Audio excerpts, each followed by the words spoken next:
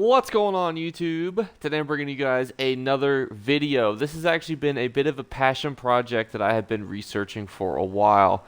Now, you may have noticed as I walk around the cities in my other videos that there are no black side quest markers, and that is because this character that you are looking at here has completed every single side quest in ESO. And I've done that to document the best items in the game, the coolest little knickknacks, and so on and so forth. So, this is going to be the beginning of a series where I highlight 5 extremely valuable items or things that you can get to resell at a later date. That's an important distinction because it's not just 5 cool things that you could get like a memento or a house. These are 5 tangible things that you can either craft something with, such as a recipe, or you can sell, such as a piece of armor or a weapon.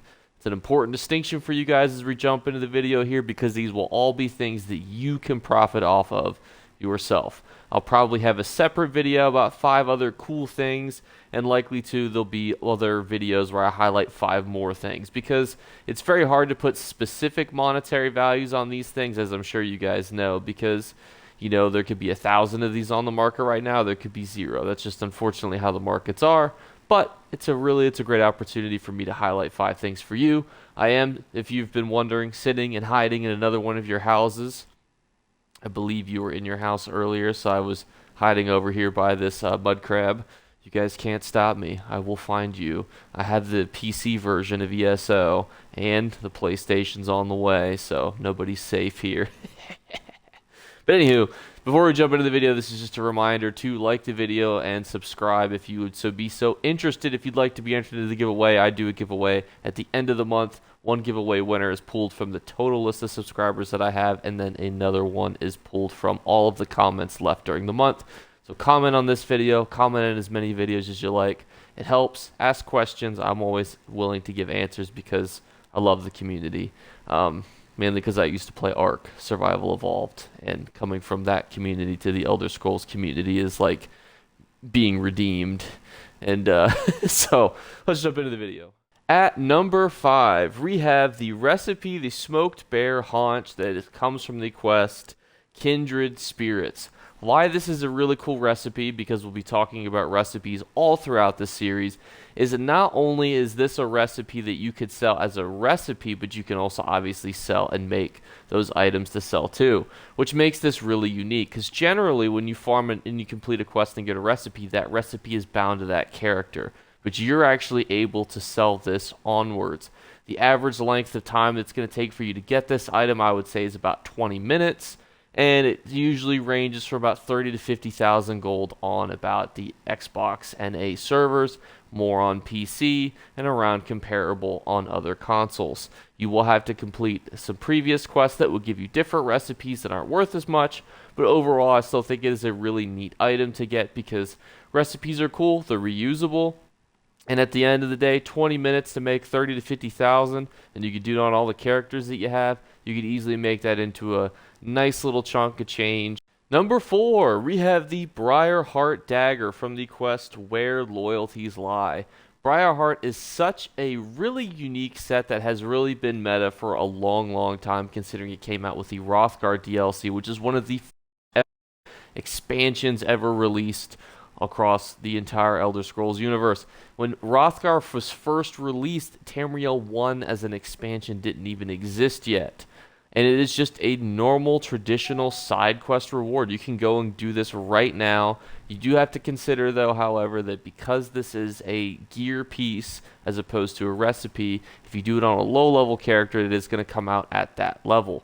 Now, some people may be willing to buy a lower-level dagger because you're able to reconstruct it using the Elder Scrolls' reconstruction system. However, more than likely, if you want to get the maximum amount of value, you're going to want to sell this as a fully fledged 160 champion point item. Nothing wrong with that, and most characters, once you get them to level 50, they all come out to your CP level, so it's still something really easy that you guys can do, and you can farm with your CP leveled characters. At number 3, we are going to go over something that I was super passionate about when Blackwood was first released. And that is because the Frostbite set was so used.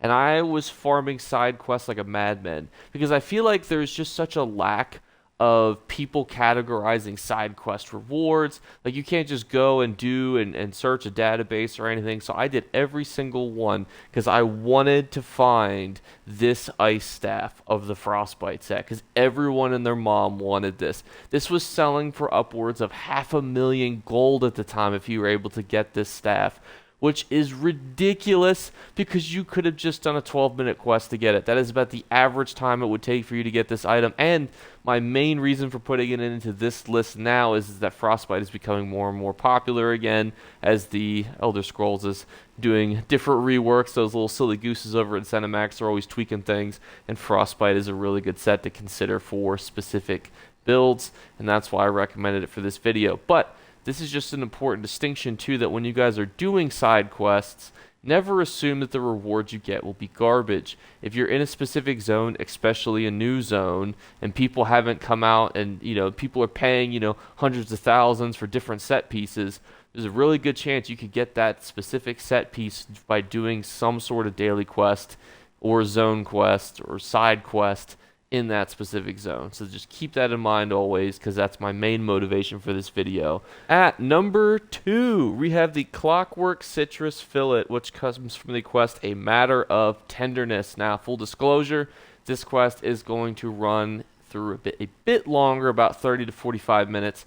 However, this is actually a very interesting item. It will be bound to you, but you are able to make massive profit with this because this is a very rare recipe that most people do not have, and when I was checking the markets earlier, it's just not being sold as frequently. But considering that it gives you max mag recovery, max health recovery, that is a very OP item for users to have. It has very good PvP and PvE potential depending on the type of content and sets and builds that you are running. It's a super awesome item, and it's not overly expensive to make. I mean, I know the ingredients aren't as cheap as they could be, but you're able to make massive amounts of profit on this item.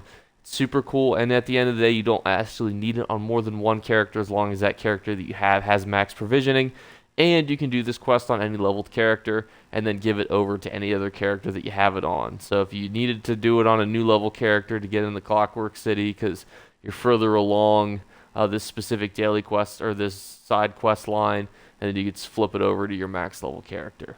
Super cool item. But that brings us to number 1 is the Trainee Heavy Piece Gallant Chain. Now, Trainee is one of the most OP sets in the game, and you're able to get this by completing the main story mission inside of Stros Makai. So you have to complete the entirety of the zone story, and you're going to get this heavy chest. Now, the reason why this is such a OP item, and I've only seen a handful of people mention this when I was searching through Reddits and stuff for this, is that you can get trainee pieces in light, medium, and heavy, and you want it in heavy.